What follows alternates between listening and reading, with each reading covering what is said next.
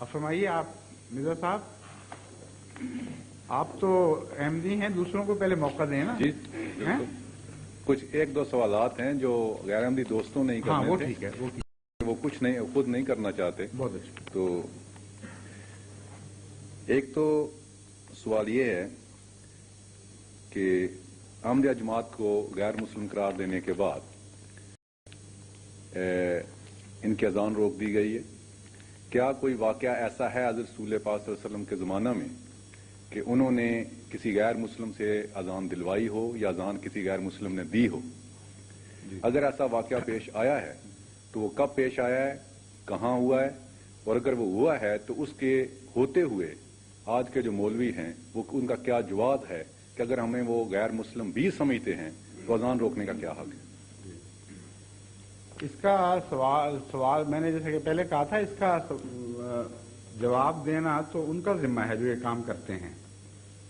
हजरत रसूल अकरम सल्लल्लाहु अलैहि वसल्लम एक गज़वे पे तशरीफ ले जा रहे थे और रास्ते में एक मुशरिक, हदीस में लिखा हुआ मुशरिक लड़का था, वो मिला, उससे आपने पूछा और वो साथ रहा। उसने अजान देते हुए सहाबा को देखा और उसे बहुत पसंद आई और उसने सीख ली और उसने फिर अजान दी और सब बहुत खुश हुए उसकी अजान से। हज़रत सल्लल्लाहु अलैहि वसल्लम ने भी सुनी।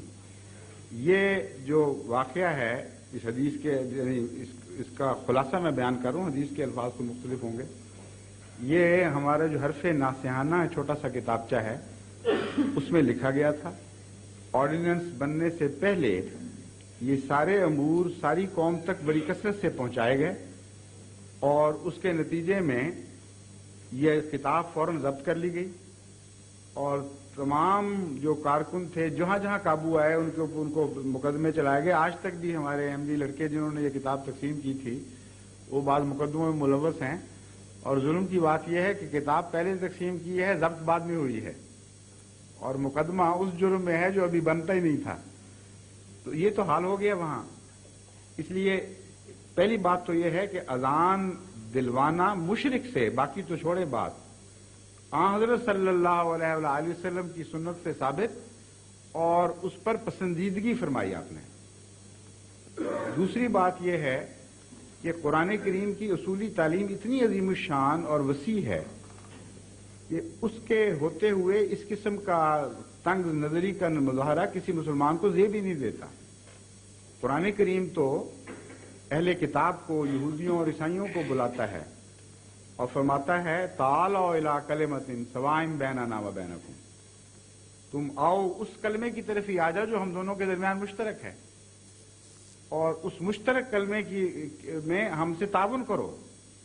यानी ला अल्लाह एक है और तौहीद को कायम करने के सिलसिले में जो गैर मज़ाहिब के साथ ये सलूक करता है उसको इस अजान से रोकना या किसी बात पर अमल दरामद से रोकना इंतहाई जुल्म है। इस्लाम पर रोकना, अगर दो ही बातें हो सकती हैं, हम जो अमल करते हैं वो इस्लाम पर कर रहे हैं या गैर इस्लामी हरकतें कर रहे हैं। अगर कलमा पढ़ना गैर इस्लामी है तो फिर भी कुछ सोच सकता है आदमी बात के गैर इस्लामी हरकत से रोका जा रहा है। अगर नमाज पढ़ना गैर इस्लामी है तो फिर भी सोचा जा सकता है कि ये इसलिए रोक रहे हैं। अस्सलामु अलैकुम कहना अगर गैर इस्लामी है तो सोचा जा सकता है कि ये गैर इस्लामी हरकत से रोक रहे हैं। इस्लामी हरकतों से रोक रहे हैं और अपनी मस्जिदों में भी इस्लामी इबादत से रोक रहे हैं, जबकि हजरत अक़दस मोहम्मद मुस्तफ़ा सल्लल्लाहु अलैहि वसल्लम की सुन्नत ये थी कि जब नजरान के ईसाइयों का वफद आया तो मस्जिद नबवी में गुफ्तो शनीद के दौरान उनका इबादत का वक्त आ गया। उन्होंने रसूल अकरम सल्लल्लाहु अलैहि वसल्लम से इजाजत मांगी कि हम जाना चाहते हैं क्योंकि हम अपनी इबादत करना चाहते हैं। आपने फरमाया ये भी तो खुदा की इबादत के लिए जगह कायम हुई है, यही इबादत कर लो। चुनांचे उन्होंने मस्जिद नबवी में अपनी इबादत की। यानी हजरत अक़दस मोहम्मद मुस्तफ़ा सल्लल्लाहु अलैहि वसल्लम मस्जिद नबवी जैसी पाकीज़ा जगह में, जो मुसलमानों के नजदीक बैतुल हरम के बाद सबसे मुक़द्दस मस्जिद है, वहां गैर मुस्लिमों को अपनी इबादत की इजाजत देते हैं और यहां इस्लामी इबादत से अंगेख्त हो जाते हैं, कहते हैं हम मुश्किल हो जाते हैं, बर्दाश्त नहीं कर सकते। کہ جن کو ہم غیر مسلم سمجھ رہے ہیں وہ اسلامی طریقے اختیار کریں. اب کوئی عقل ہونی چاہیے، کوئی دستور دنیا کا ایسا ہے جس کی روح سے اس قسم کی حرکتیں جائز ہوں؟ کوئی انسانی قدر ایسی ہے جس کے پیمانے پر ان حرکتوں کو آپ ناپیں اور کہیں کہ ہاں ٹھیک بیٹھتی ہیں؟ واقعہ جو ہو رہا ہے وہ عام مسلمانوں کو پتہ ہی نہیں کہ ہو کیا رہا ہے. انہوں نے ہمیں غیر مسلم کیوں قرار دیا؟ وہ تو پہلے سے کہہ رہے تھے غیر مسلم. سارے علماء سب کہہ رہے تھے جو دین کا علم رکھنے والے ہیں وہ غیر مسلم تو ہمیں شروع سے کہتے چلے آ رہے ہیں. حکومت سے کیوں کہلوایا؟ اس اسمبلی سے کیوں کہلوایا جس میں اکثر مسلمان ممبروں کو پتہ ہی نہیں تھا اسلام کیا ہوتا ہے؟ کوئی سیاسی سازش ہے، کوئی دینی بات ہی نہیں، کیونکہ دین کے نمائندہ تو علماء ہیں، ان کا کہنا کافی تھا. انہوں نے کہا غیر مسلم ہیں، سب کو مان لینا چاہیے تھا یا مان لیتے ہوں گے، لیکن ان کو حکومت کی مجبوری کیوں پیش آئی؟ ایک سیاسی فیصلہ تھا، ایک سازش تھی. میں بتاتا ہوں کس طرح وہ آگے چلی ہے.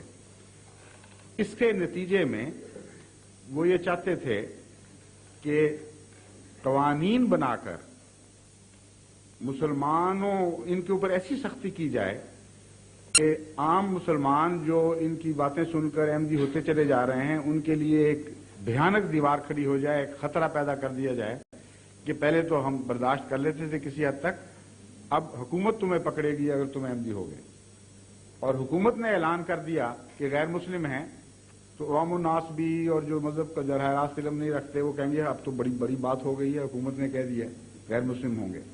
یہ کیا انہوں نے، بڑی اونچی دیوار بنا دی، لیبل لگا دیا کہ اب احمدی قانون کے نزدیک بھی غیر مسلم ہیں، لیکن احمدی پھر بھی ہوتے رہے.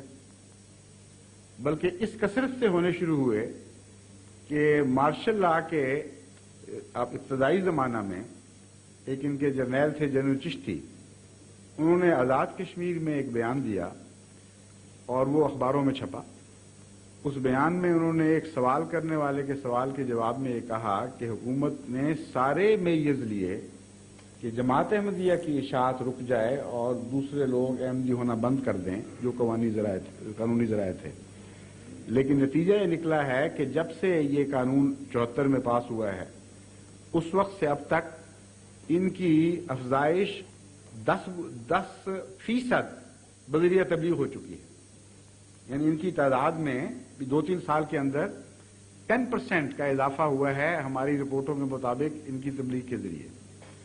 اب یہ شکل پیدا ہوئی جو ان کے اس اقدام کی پوری شکست کا اعلان تھا.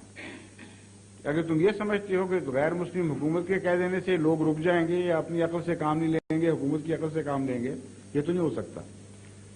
اس کے نتیجے میں اسکیمیں بنائی گئیں کہ اب زیادہ سختی کی جائے، زیادہ شدت اختیار کی جائے ظلم میں.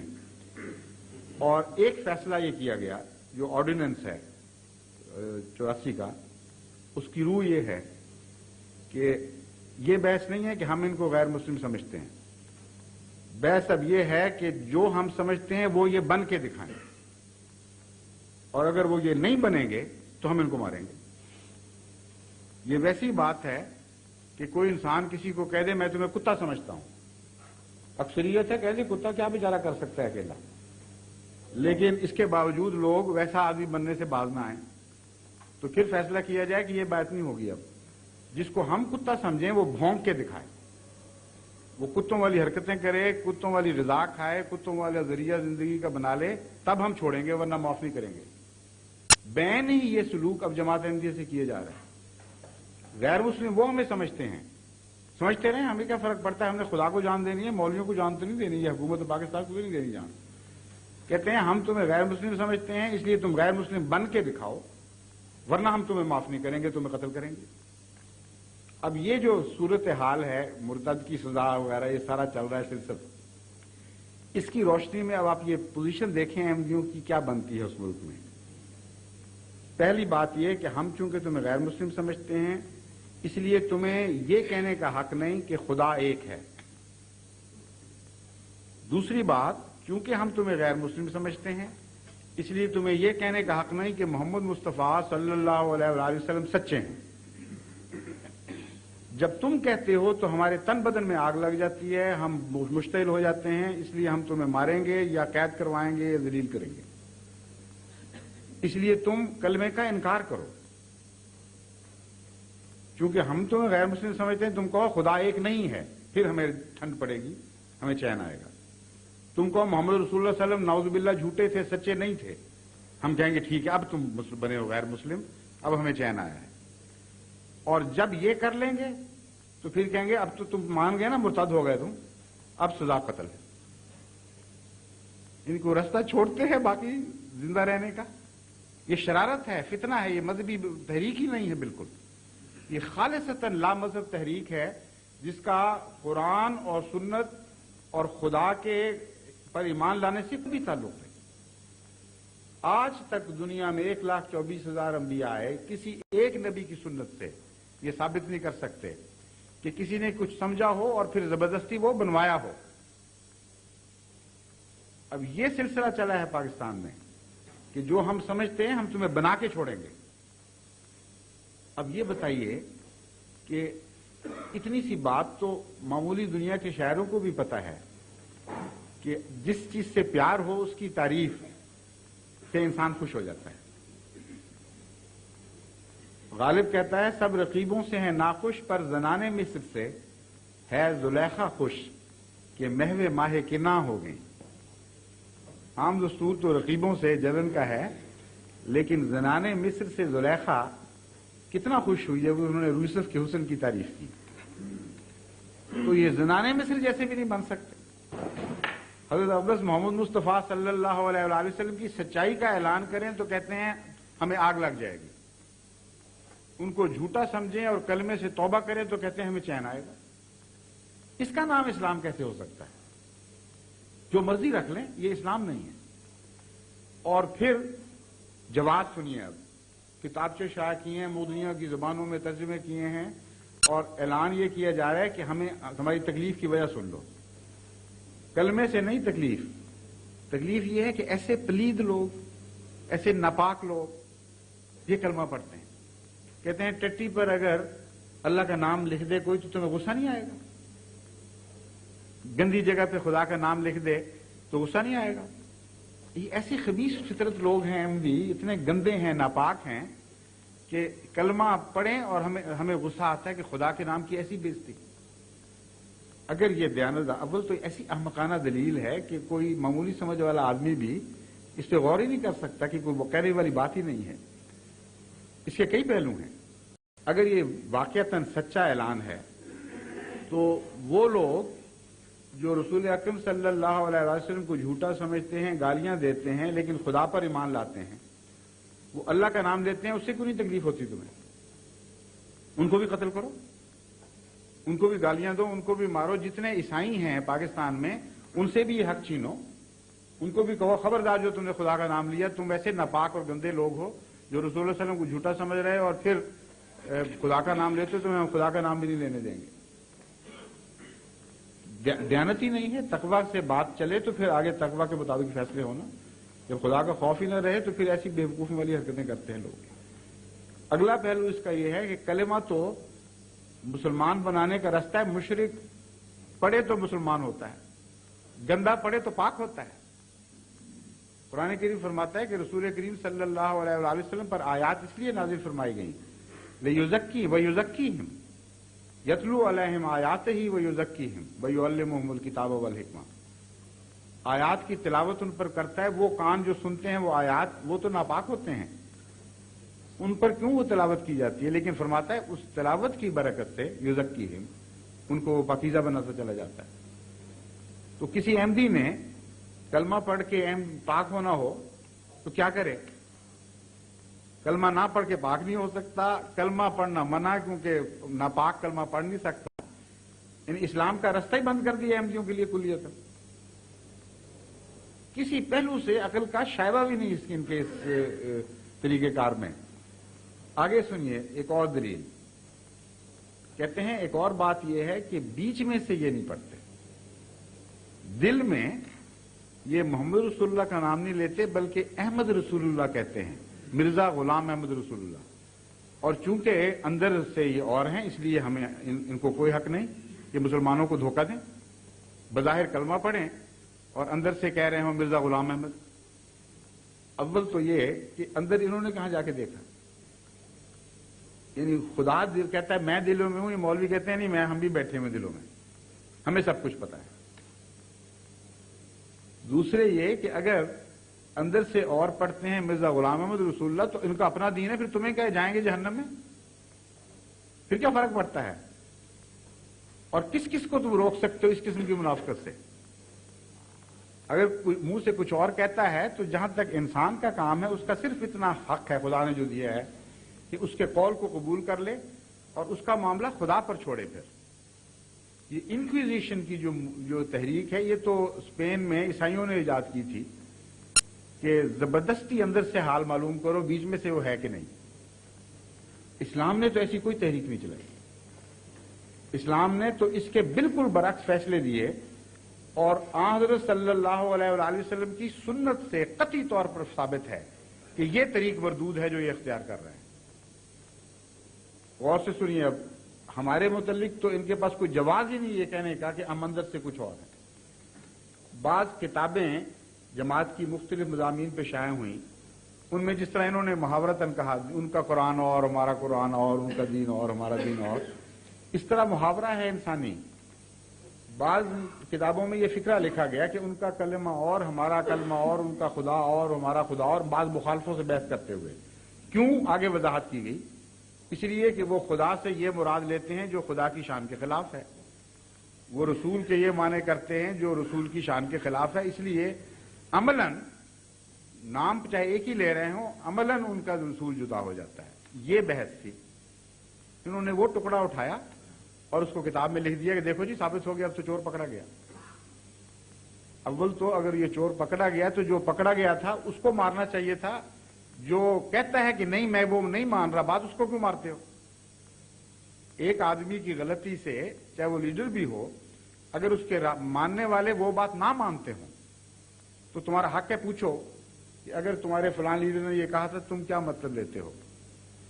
تم واقعتاً تمہارا کلمہ اور ہے، اگر وہ کہے نہیں میرا کلمہ ہرگز اور نہیں، میں محمد رسول اللہ صلی اللہ علیہ وسلم کا نام لیتا ہوں، محمد رسول اللہ صلی اللہ علیہ وسلم میں عربی رسول کی ذات ہی کلمے میں شمار کرتا ہوں، تو پھر کسی کا کوئی حق نہیں رہتا۔ مگر کہتے ہیں نہیں ہمارا حق ہے، ہم جانتے ہیں کہ یہ کہیں بھی تب بھی دل میں جھوٹ بولتے ہیں۔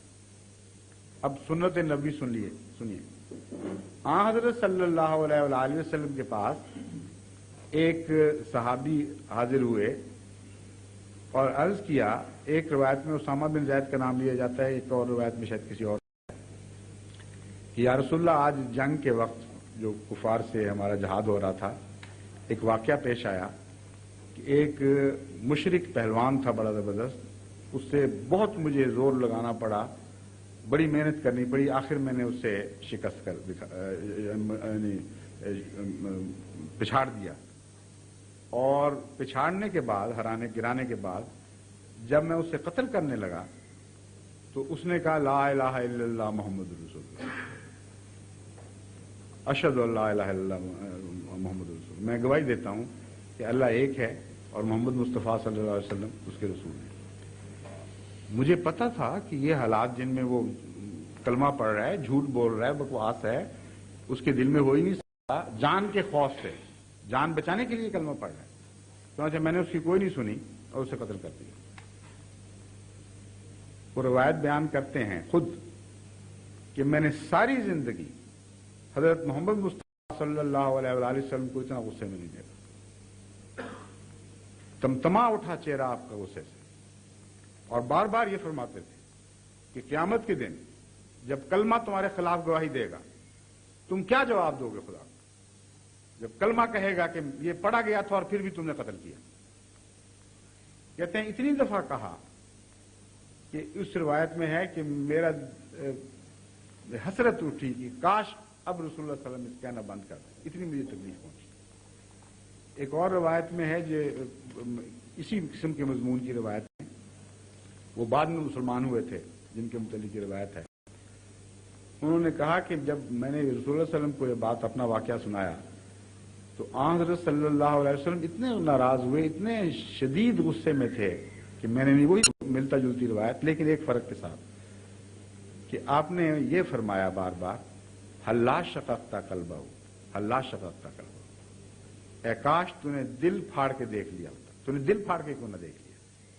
تمہیں کیا پتا تھا کہ اندر سے کیا کہہ رہا ہے اور کیوں تم نے قتل کیا اس کو؟ وہ کہتے ہیں جب اتنا دفعہ فرمایا رسول کریم صلی اللہ علیہ وسلم نے کہ میں نے حسرت کی کاش میں آج سے پہلے مسلمان ہی نہ ہوا ہوتا کہ مجھے حضور اکرم صلی اللہ علیہ وآلہ وسلم کی ناراضگی کا دن نہ دیکھنا پڑتا.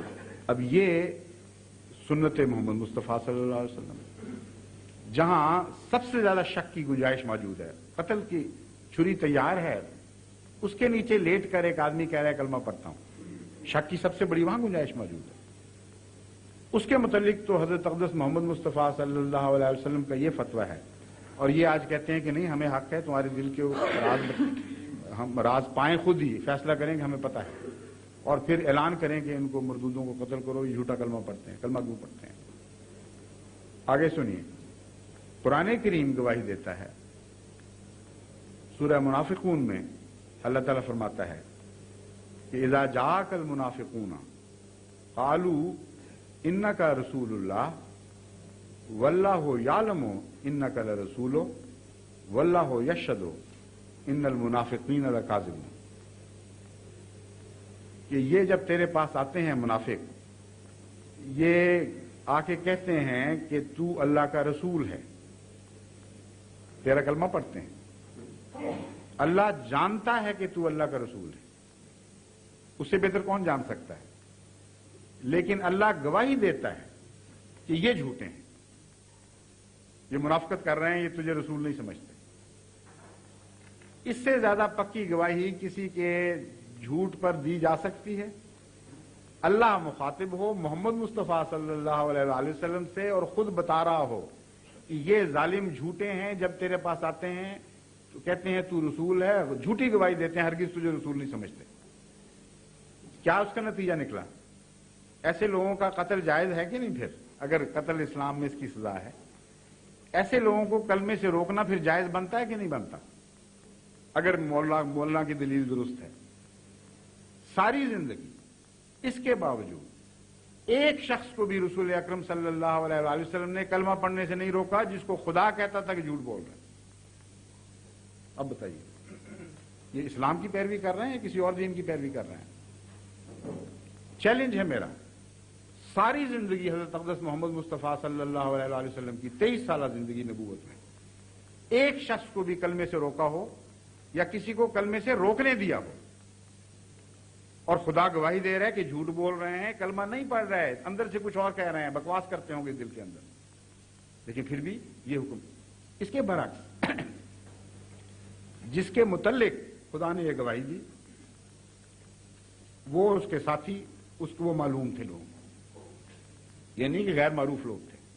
ان کا نقشہ بھی قرآن کریم نے کھینچا، تفصیل بیان کی کہ یہ حرکتیں کرتے ہیں اور جانتے ہیں مسلمان ان کو وہ کون ہیں. ان کو جا کے استغفار کے لیے کہتے ہیں آ جاؤ رسول اللہ صلی اللہ علیہ وسلم سے معافی مانگو، وہ تمہارے لیے استغفار کریں گے، خدا سے نیک دعا چاہیں گے، اور اس کے جواب میں تکبر اور تضحیق سے کام لیتے ہیں، کہتے ہیں بالکل نہیں، منہ موڑ لیتے ہیں. یہ سارا نقشہ ان کا کھینچا.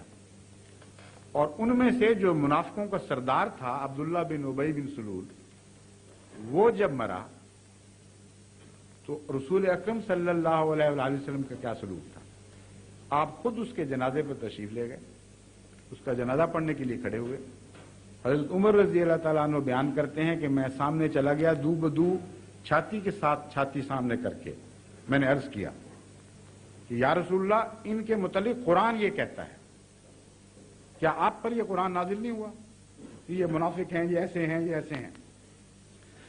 اور جو ان میں سردار ہے جس نے آپ کے متعلق یہ خطرناک بکواس کی، اتنی ذلت امیز باتیں کی اور آپ کو اپنی طرف سے ناپاک زبان بول کے ذلیل کرنے کی کوشش کی، یہ وہ ہے کہ نہیں؟ آپ مسکراتے رہے. حضرت عمر کہتے ہیں سنتے رہے بات چپ کرتے. اس کے باوجود آپ ان کا جنازہ پڑھتے ہیں. رسول اللہ صلی اللہ علیہ وسلم نے فرمایا اور پھر یہ بھی کہا کہ اللہ تعالیٰ آپ کو کہتا ہے کہ تو ان کے لیے استغفار کرے یا نہ کرے، خدا بخشے گا نہیں ان کو. اب بتائیں ان کا جنازہ کیوں پڑھتے ہیں؟ رسول اللہ صلی اللہ علیہ وسلم نے فرمایا کہ جب تک خدا مجھے جنازہ پڑھنے نہیں دیتا میں پڑھوں گا اور استغفار کروں گا، اور اگر مجھے علم ہو جائے کہ 70 مرتبہ سے زیادہ استغفار کرنے سے خدا ان کو بخش دے گا تو میں 70 سے زیادہ مرتبہ ان کے لیے استغفار کروں اور جنازہ پڑھاؤں۔ حضرت عمر رضی اللہ تعالیٰ عنہ فرماتے ہیں کہ ساری عمر میں شرمندہ رہا، یعنی اس بات کا اظہار کہ مجھے سوچی کیا، غلام اللہ کا رسول اللہ صلی اللہ علیہ وسلم پر نازل ہوا، وہ بہتر سمجھتے ہیں، اور میں اس دن اٹھ کے آپ کو قرآن کے معنی بتا رہا تھا کہ یہ معنی ہے، یہ معنی ہے۔ لیکن جو بات نعوذ باللہ رسول اللہ صلی اللہ علیہ وسلم کو پتہ نہیں تھی، جو بعد میں حضرت عمر کو سمجھ آ گئی، آج ان مولویوں کو سمجھ نہیں آ رہی۔ جو کہتے ہیں جو رسول اللہ صلی اللہ علیہ وسلم کو پتہ نہیں تھی وہ ہمیں پتہ ہے، یہ مطلب ہے قرآن، اور جو حضرت عمر کو سمجھ آ گئی وہ ہمیں سمجھ نہیں آ رہی۔ اگر تقویٰ سے کام لینا ہے تو یہ دو ٹوک باتیں ہیں، اپنے نفس پہ غور کر کے دیکھیں، کوئی شائبہ بھی سچائی کا ہے اس بات میں کہ کوئی کلمہ پڑھے اور اس کو روکا جائے؟